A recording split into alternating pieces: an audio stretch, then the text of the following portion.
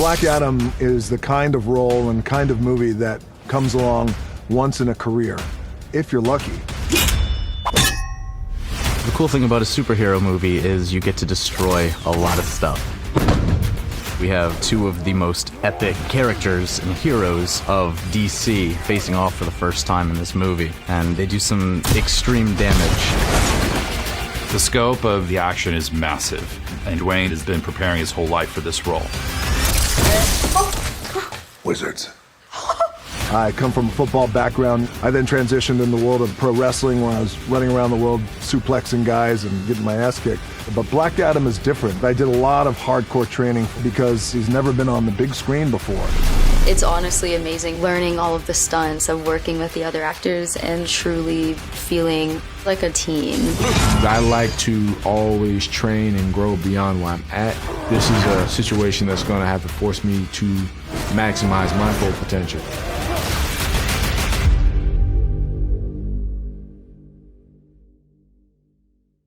The big challenge was to make the Black Adam movie while introducing other superheroes as well. I've done quite a few superhero movies in my time, and this is something that I'm really proud of, that we're always pushing the envelope to try and make it better. Unlike Batman, Superman, these other superheroes where you can reference other actors playing them brilliantly, by the way, you're starting from scratch. Shazam!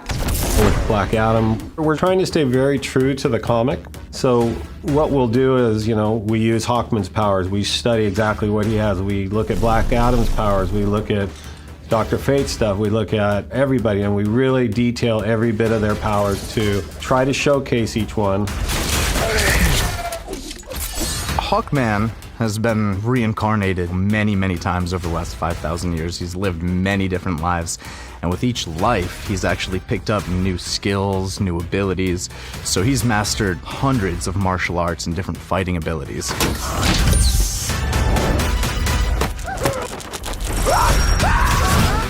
Aldous has been doing martial arts his entire life, which was an amazing base to start with. And then to help him create this character who has, again, learned so many different martial arts over 5,000 years. I came into work a month or a month and a half early before we started shooting, just to train and really, figure out the fighting style. So we're working with our fight coordinator, Chris Brewster, who's equally amazing. I love the fact that I get to be involved there because for me, the stunts are also a part of the performance. It's a part of building the body of who the character is, how that character moves, how that character reacts. I love fighting films, I love great martial artists, and here's an opportunity to go toe-to-toe and create a really specific and unique fighting style. There we go. Black Adam doesn't do martial arts. He is just the ultimate in strength and power and speed and agility. You constantly feel his edge, you feel his power, you feel his ferocity, and you feel his calm. And it's this fun juxtaposition because he knows he's the strongest in the room. I've prepared for roles in the past. The kind of training and technique and diet and things like that we would apply was very specific for the role, but also when you're done, you like to shed that role. You like to kind of revert back to a different kind of lifestyle in terms of your training and health and fitness. But with Black Adam, considering I was training for months and months and months, it really became my lifestyle. What's cool about the dynamic of the two is you've got a very refined style. Hawkman can pull from all of these different martial arts, and he has to constantly change from art to art. When one thing isn't working, he can adapt and move to something else. Whereas Black Adam does not use different martial arts to fight his fight. He literally grabs and destroys, and he's just rage. Wake up. Our time is running out.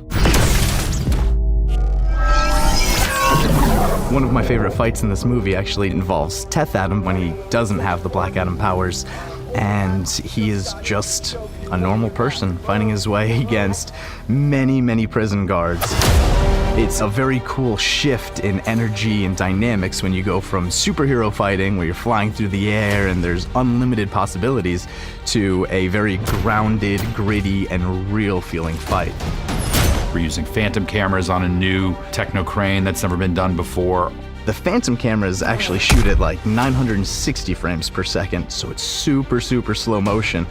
When you're filming at 24 frames per second, you can make it create the illusion of a hit without actually hitting. But here, a lot of times, the only way to sell the hit is to make some contact. And it really enhanced the fight. You can see the body ripple. So you see the water come flying off their helmets, and I mean, it's really, really dramatic, really cool shots. There was rain falling, the floor itself was just water everywhere. It was a really cool looking set and a very fun set to interact with. Shazam. I've been part of some big movies before, and nothing to the scale and size of this film. Warner Brothers and DC and New Line have unleashed us and told us to go for it, and they have spared no expense. It really is the sky's the limit. I think the DJ really stepped up to the plate, and he's delivered an incredible performance, and he's worked very hard to make this movie special. I felt like Black Adam commanded the hardest work I've ever put in my career, and when I tell you I went to work, I went to work. Black Adam. Buy or rent the home premiere now.